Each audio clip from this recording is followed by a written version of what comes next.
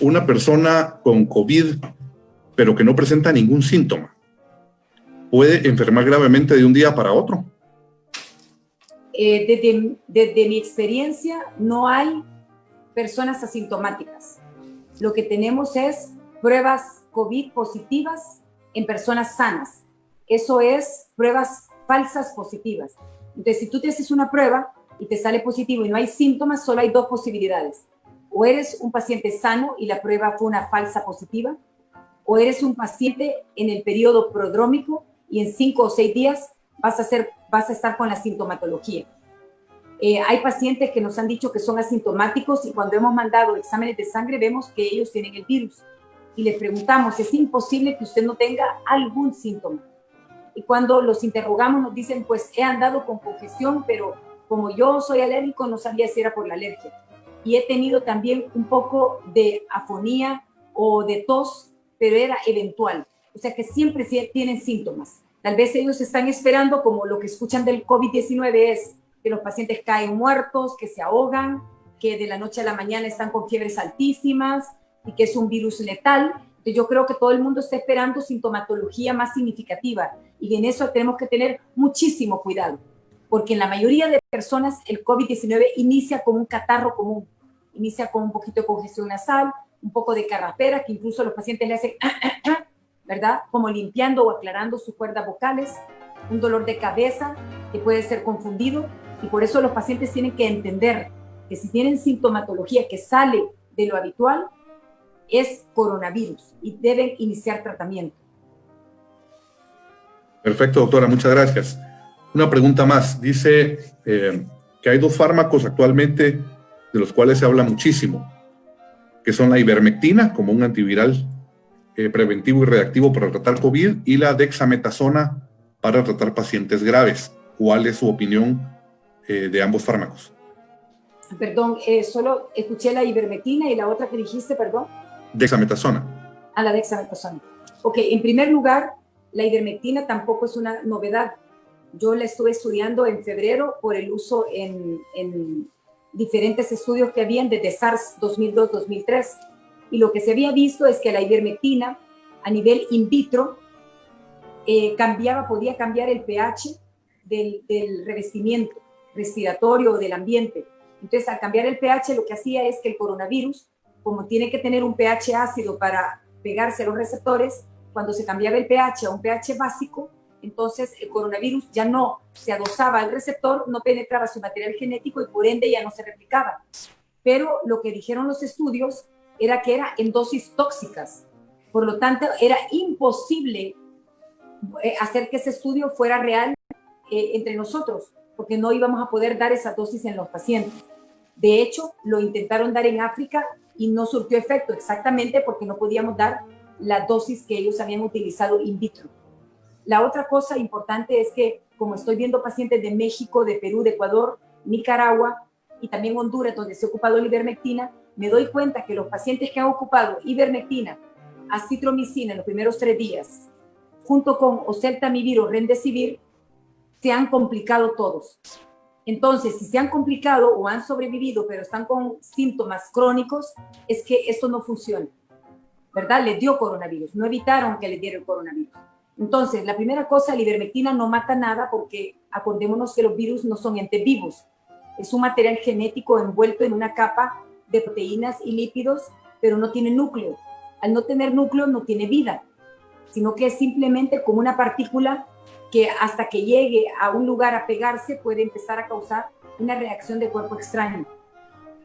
La otra cosa importante entonces es que si la ivermectina hubiese hecho algo es cambiar el pH para que el virus no pudiera meter su material genético a la célula y replicarse. Hubiera evitado la réplica viral, hubiese evitado que nos enfermáramos. Pero no sucedió así, ni en México, ni en Perú, ni en Ecuador, ni en Nicaragua, ni en Honduras. Por lo tanto, en mi experiencia personal, yo no ocupo ivermectina. Ahora pasando a la dexametasona, ese es un fármaco que se ha utilizado en Londres para evitar que los pacientes lleguen a etapas de intubación. Y eso es correcto, porque la dexametasona es un antiinflamatorio. Entonces, si lo que estamos diciendo es que hay que desinflamar, en lo que yo estoy en desacuerdo es que ocupemos dexametasona en los primeros 5 o 6 días de enfermedad, porque al principio podemos desinflamar con la primera línea de antiinflamatorios, sin meternos en problemas que darían los esteroides. Por ejemplo, el esteroide te baja más los glóbulos blancos, predispone a sobreinfección bacteriana. En pacientes diabéticos eleva el azúcar en sangre. Entonces, la pregunta es, ¿qué es lo más lógico que ocupemos en los primeros 5 días de enfermedad?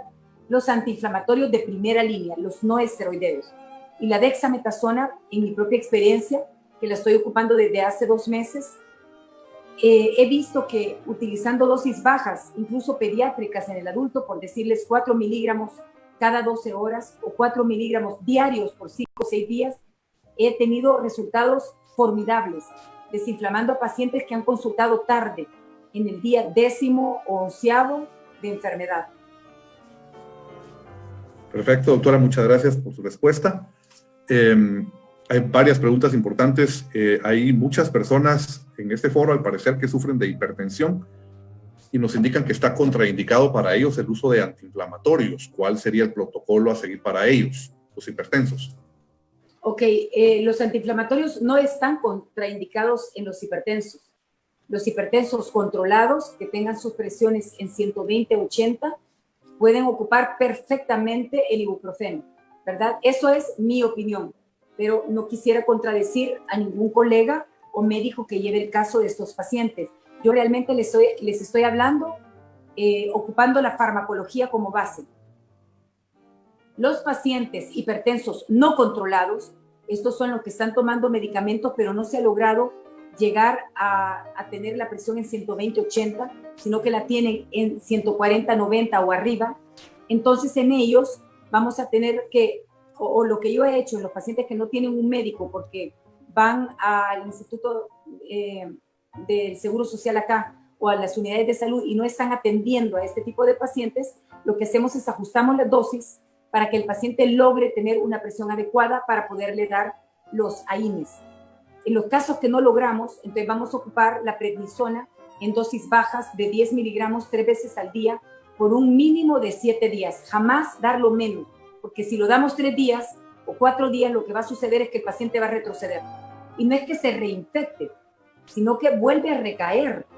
La otra cosa importante es que la dosis de 50 miligramos diarios son dosis máximas del adulto. No vamos a ocupar esas dosis máximas, mucho menos dosis de 50 miligramos cada 8 horas, que serían 150 miligramos de prednisona, porque eso nos va a bajar demasiado los glóbulos blancos y vamos a tener una sobreinfección bacteriana que ha sucedido en Estados Unidos. Hace poco estaba en conferencia con médicos en Nueva York que me decían de que pacientes que habían ocupado altas dosis de esteroides en las primeras etapas habían tenido 2, 3, 4 bacterias en sus bronconeumonías. Les estaba costando encontrar antibióticos para sacarlos adelante. Entonces, mucho cuidado con el uso de esteroides, pudiendo ocupar los AINES primero. Perfecto, muchas gracias, doctora. Otra pregunta muy recurrente también, ¿cuál sería su recomendación de protocolo para personas diabéticas? Ok, los diabéticos son para mí los pacientes más complicados. Si he tenido problema con un paciente, es el diabético. Me cuesta sacarlo. Nos tardamos a veces hasta 3 semanas para salir adelante. Y esto es porque la mayoría de los diabéticos no están controlados. Eso significa, toman medicinas, pero el nivel de glucosa en sangre es alto. Le sacamos glicemias y andan en 200, 210, 180, en vez de tener glicemias de 120 para abajo. Entonces, el diabético controlado, sí vamos a poder ocupar el tratamiento. Eso significa que tienen su glicemia en ayunas en 110, 112. Entonces vamos a ocupar el ibuprofeno de 200 o de 400, siempre y cuando su creatinina la tengamos en 1.2 para abajo. Eso significa que este paciente no tiene un daño renal. En pacientes diabéticos no controlados, tenemos que ver cómo bajamos esos niveles de azúcar y vamos a tener que ocupar el ibuprofeno en las dosis más bajas, 200 miligramos cada 6 horas, y vamos a tener que estar controlando tanto la presión de estos pacientes, el azúcar, y estar seguros que la creatinina se mantiene en 1.2 para abajo. No podemos ocupar en el diabético los esteroides, porque el esteroide va a subir el azúcar y nos va a complicar al paciente una bronconeumonía o neumonía.